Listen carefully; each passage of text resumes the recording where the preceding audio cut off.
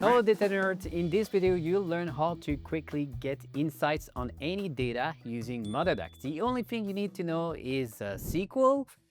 I'm just kidding, AI will actually do that for you. So you just need to speak English, or if you're more comfortable, español o en francés. O también funciona en japonés, supongo. それでは始めましょう。So we'll be able to ask natural language questions in our AI tool and get back results thanks to the MotherDuck MCP server.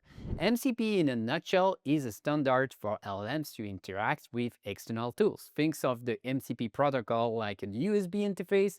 You can connect to any MCP server to your LLM, which acts as an MCP client and can perform action defined in that MCP.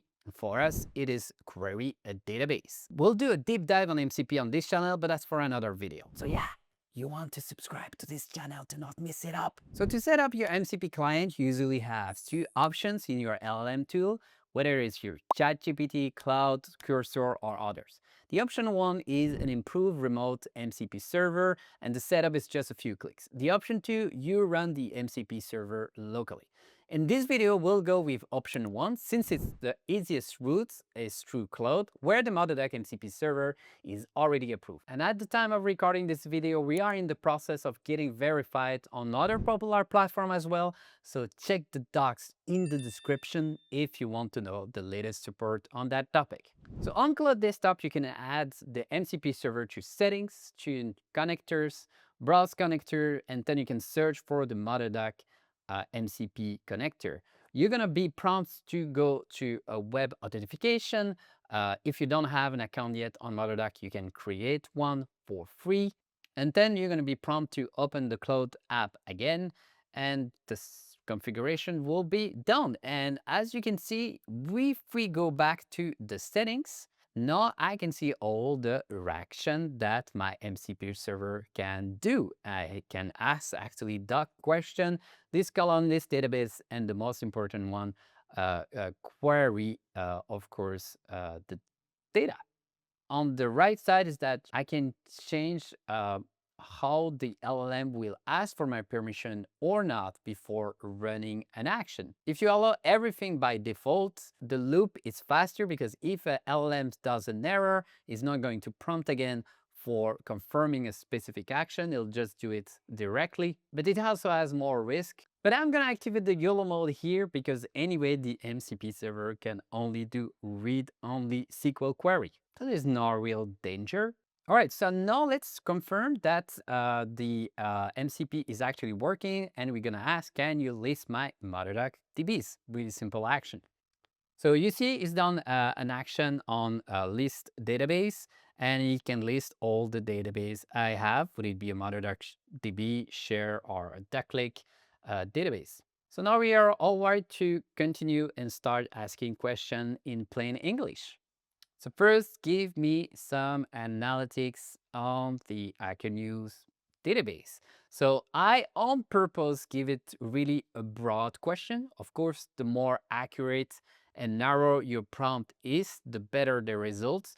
But it's just to show you that for simple exploratory data analysis, this is really, really good. You see is getting the columns, getting the schema, and then performing relevant queries for analytics. So now I have more time, I guess, to talk with you or review. All right, so now it's getting me some information. You see, it's pretty quite already a large table. We have more than 40 million rows. The date range, so it's done some min-max around just to get, you know, a vision of, just to get an idea of the shape of the data, and basically the number of comments, and of course some analytics on the top most popular stories, and you see you have the relevant years, and then other analytics like the most active users and so forth. That's for the first use case. For a second use case, we're gonna query a file on an object storage, so not stored on MotherDuck, typically on AWS S3, a parquet file. And for that, it's a private bucket. So the thing first that I'm gonna do is log in to using the AWS CLI to my SSO credential. And when it's done, I can launch any local DuckDB client, but the easiest one is a DuckDB CLI client. I'm going to connect to MotherDuck using the attach nd command. So now I'm authenticate to MotherDuck to the DuckDB CLI, and then create a secrets in MotherDuck. I'm refreshing my AWS credential in MotherDuck.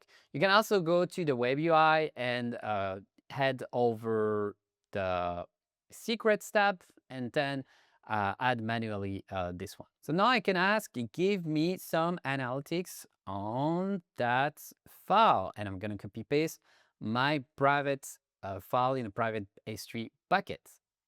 And because MotherDuck has access to this bucket, I'm leveraging the Claude network. So there is nothing transiting actually to my laptop. And of course, the speeds of the bandwidth to query, would it be a large file or not, is faster. And as you can see, there is sometimes some error, but just the LLMs is iterating and fixing based on the error it's getting. So there is really no copy paste for me to just say, hey, this query failed, try something else. It's doing that automatically for me. So now I can see that the movie parquet file is actually a data set, which is a vector-ready dataset, good for semantic search or recommendation system. And the LLM is asking me, actually, do you want to run some sample vector similarity search? So let's actually do that. Now it's going to query using some specific function of DuckDB to do a vector similarity search. And again, as a result, I have a couple of information about similar movie to Toy Story or Batman, as you can see with the similarity score. All right, for a third example, we're going to push the AI more forward and try to query actually a public API with, again, just MotherDuck, DuckDB behind the scene, because it can query an HTTP endpoint and it can parse a response from an API, a JSON response, pretty really well.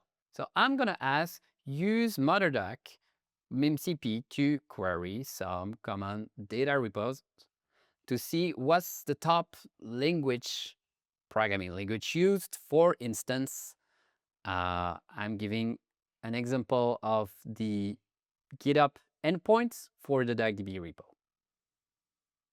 So this is returning this endpoint, the percentage in bytes, or what's the amounts of a typical programming language of a given repo. And so you see it's gonna go through multiple repository. I haven't asked actually any which repository you should go. Just again, a wide broad question, data repository.